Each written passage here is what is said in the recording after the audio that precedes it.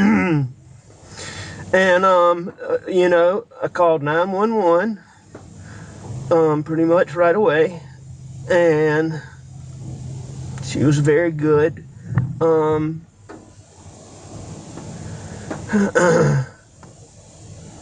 I talked to her. I told her I was going to get off the phone to call some family members. I did that. And What family members did you call? I called my brother Randy, and I called my brother John.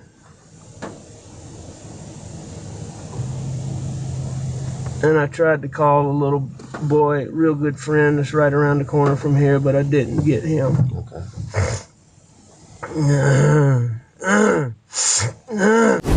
All right, Mark, what do you got? Yeah. So, I called 911 pretty much right away. Yeah, I don't think that happened at all. I don't think he called 911 straight away at all. Simply from, then pretty much. Don't like those around I called 911. Just, I called 911 immediately. That's a good way to say it. He praises then the law enforcement. There's no need. His son and, wife are dead. Like, who cares how good the law enforcement were at that point? You don't care how good they were. You're not giving out medals at that point. And look, and he's totally taken control of his breathing. What you saw at the start, where I think you're right, Chase. There's fear there, and I think there's probably a little bit of panic as well. But quickly taking control of it, I think maybe those officers in the back give him a bit of, bolster his confidence a little bit about this is working. We can see his eyes kind of, heading off to the side to check out, is this working? Is it working? And oh God, it's fun stuff. I'm going to keep it at that because there's plenty more to come. Chase, what do you got on this one? All right. In this clip, there's a continuation of what you saw in the first one. The groin protection has become more pronounced. The emotion is gone. The chronology, the exact, precise chronology of detail continues here. And the emotional impact of these phone calls is missed. There's no emotional impact when talking about these phone calls because A, they're potentially fake. The story's fake. And B, the stress from having to fake this is causing that emotion not to be there. I think it's unusual that he felt the need to provide a customer review for the 911 operator. This might be something in his behavior profile, though, that's starting to reveal itself.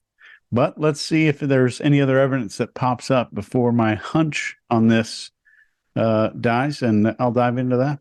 And Greg, what do you got?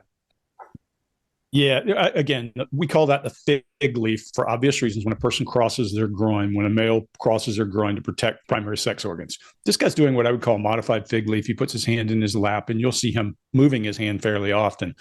But here again, look, if I have the opportunity to tell you a story or say, hey, somebody killed my family and they're still lying right there, they're probably close by. Can we do something to help find them? Not, and and after that, and he's storytelling now, and we see it because he says haltingly, pretty much right away. Mark, to your point, exactly. Pretty much right away, not right after that, pretty much. And then he mouth grooms, which we only see a couple of times in this entire thing. And we say mouth grooms, our mouths get dry when we're feeling stress. And lying creates stress in most of us, except for those who are talented at it. And if I'm trying to hide something, I don't want you to find it, I'm going to go and have that opportunity to groom my mouth. You'll see it happen a couple of times in this one. And he does a long vowel, and then he goes into, Chase, you were calling it something earlier. I'll call it clearing, not steering. He's going to give you reasons why he was busy and why you didn't, all that kind of thing. There's still no sense of urgency. I wrote in my notes, I hung up the phone, I scratched my backside, and he's just giving you useless details that I would not give a cop if I were trying to find somebody. He's navigating out of his way through what to say as he goes. She was a good 911 operator. The only good thing in this entire thing is he is not feeling stressed, Mark, to your point. It's a great thing because it gives us some matter of fact stuff. I call my brother. So we can look at what matter of fact stuff is because this guy's not stupid. He's not going to say, I called my brother, and then you pull his phone records and he didn't. Guarantee you, he called his brother, did all those pieces. So this gives us a way to pay attention to him as he moves forward. We're going to see it in a couple of other places. Scott, what do you got? I agree with you. We're not seeing those things that let us know that there's stress there. We're not seeing very many adapters that should theoretically be there from the stress he's supposed to be feeling or going through during this. We don't see any of that. Still, no valid signs of grief whatsoever.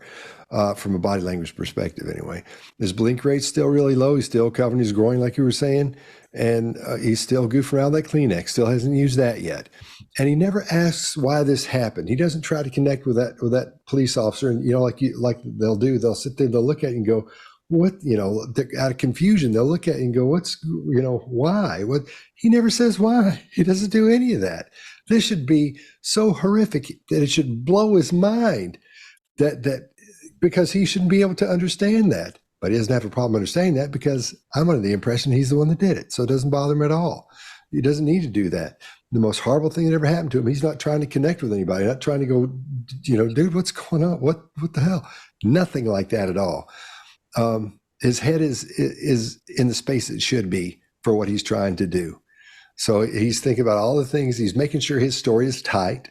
So he's relaxing now because he thinks these people believe him. You hear that guy in the back coughing like he's got Zika or something, but that doesn't throw him either, because he's like clearing his throat and doing all that stuff as well. But his head is right where it should be for someone who is confident with having fooled everyone that their story is being believed, I think. So that's what I got. The eyewitness is you. And, I called 911 pretty much right away.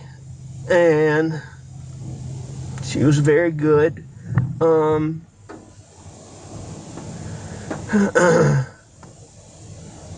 talked to her. I told her I was going to get off the phone to call some family members. I did that.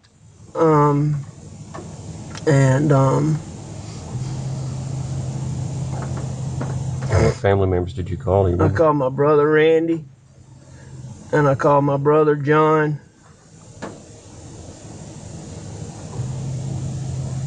And I tried to call a little boy, real good friend that's right around the corner from here, but I didn't get him. Okay.